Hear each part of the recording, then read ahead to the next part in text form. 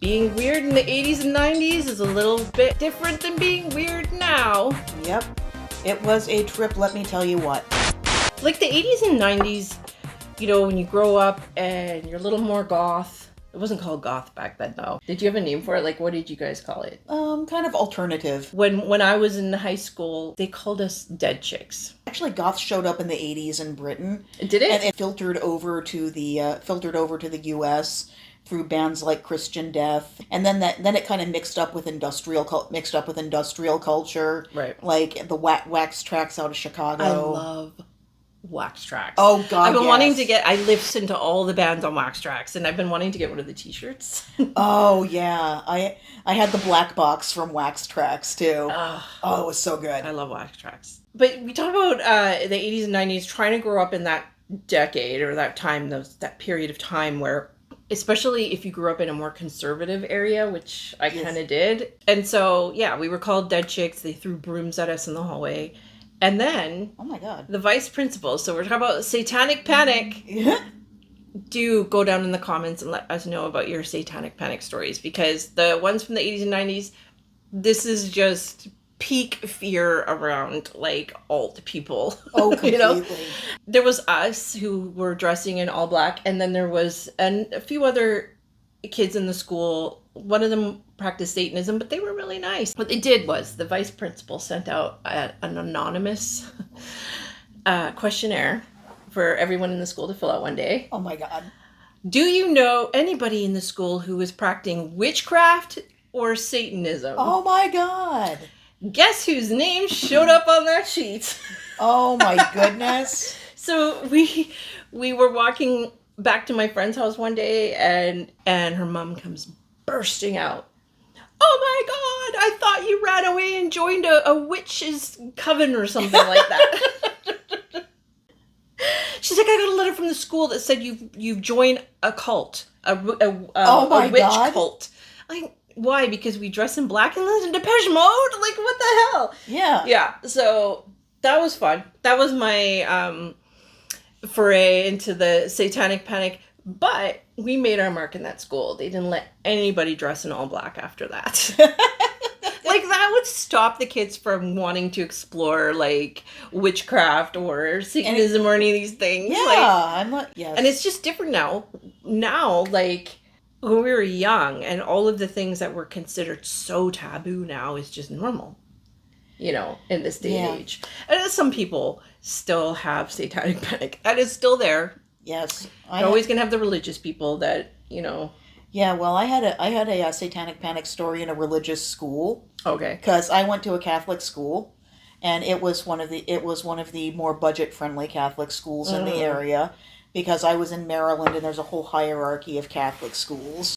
We had to have an assembly at school based on where a cop showed up and told us all about the music we listened to, and I had to sit up front with the metalheads, and we're like going, "Who's this band? Who's this band? We listen to Poison and Rat." Like, thank you for introducing us to some new music. And I mean, I think they had Venom on there, and none of us knew who Venom was. Back in the day. Did they have Cannibal Corpse? Was that no? one of them? They didn't have Cannibal Corpse yet. Apparently, our cops weren't up on that. But it ended with the cop going like, and they eat children and stuff like that. No, they don't. You know, we all know who eats the children. Like, yes, I'm like, yeah, like, point the finger back at yourselves. Exactly. It's that, I know, like, it's so crazy. And that was you had a talk. So they came to the school and they gave you a talk on. Yes, they did, and not eating children. Like, if you listen to Venom, you'll eat children. Yes, and.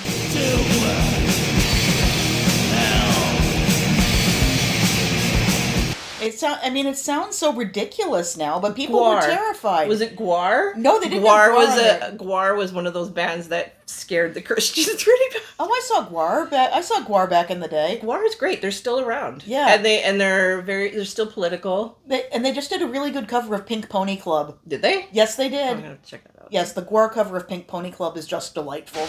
God, what have you done? You're a Pink Pony girl! And you dance at the club. Oh, mama, hey! That was like my brother and I, because we had to go to church. So he would wear his Gwar shirt, and I would wear, like, my ministry shirt that said "The mind is a terrible thing to taste," full on, like I was full as, like I just like I was going to a goth club, you know, like Because you only get one chance to make a good impression. yeah. So you're just going to make it. Yeah, so don't invite us to church anymore. Yeah. That was my way of saying, that was our way of being like, you Well, invite you to take us, we're coming dressed for the occasion. And they like to talk about, you know, summoning the devil and everything. But have you ever been in those churches that talk in tongues?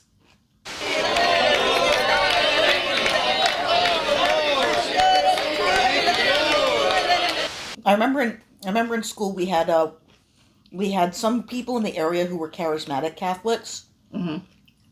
Wait, what's And- that? Basically, hands in the air, talking in tongues Catholics. Okay. They went more along the evangelical spectrum. Right. And one of our teachers was like, yes, our church speaks in tongues. And one of my friends raised her hands and goes, can you do it now? And it's sort of like, no way, I want to see. Yeah. It's a little more witchcraft. Now that's kind of witchcrafty. I know. Here I bought a Ouija board for my daughter for her birthday. Oh, do you get the kind that glows in the dark? No, but I should have. I didn't even think of that. That's okay. I'm certain she'll put it to good use. Yeah, so it's nice now that it's kind of the modern world. They're more, you're allowed to kind of explore who you are a little bit better. Yeah. And what I love too is just how you're able to connect with other people from a lot of different places. And you're like, oh, we have the same kind of things, you know? We have the same traits. We're interested in the same things that I didn't know. You know, it's so cool. Because you kind of feel like you're in your own world and you have some of your friends, but you don't realize that all over the world, people dressed like you and were interested in the same things as you. Yeah. And, you know? That's why I liked Usenet. I was on alt.gothic, but it was really fun because it was like just spreading Gothic culture and Gothic aesthetics and stuff like that Yeah. to the world. Yeah. And I mean, I got beauty tips from people in the UK, and I met people in Chicago, and yeah, you just basically email and you'd say like, okay, we're meeting up at this restaurant at 6 p.m. on this day. Be there or be square. Look for all the people in black. I miss those days. I know, it was so fun. I miss it. But we're trying to recreate it now here with House Yep. of Crone. So That's exactly what we are doing. yeah, it's We're using the internet for good, or we're Exactly. trying to anyway. going back to the basics of a print magazine and meeting up in person and creating like a way for others to connect with each other and like minds, you know? Mm-hmm. If you head on over to our sign up page, you can find the link down in the description for House of Crone. You can sign up for our newsletter. Then you will be given an email every month with updates on what's going on with House of Crone. That includes events and our digital magazine. We put out a digital magazine about once a month, and it covers different topics every month. And we like to feature other crones and what you're all up to. So please join our community. We would be happy to have you. And let's celebrate being alt crones in our 40s, 50s, and beyond.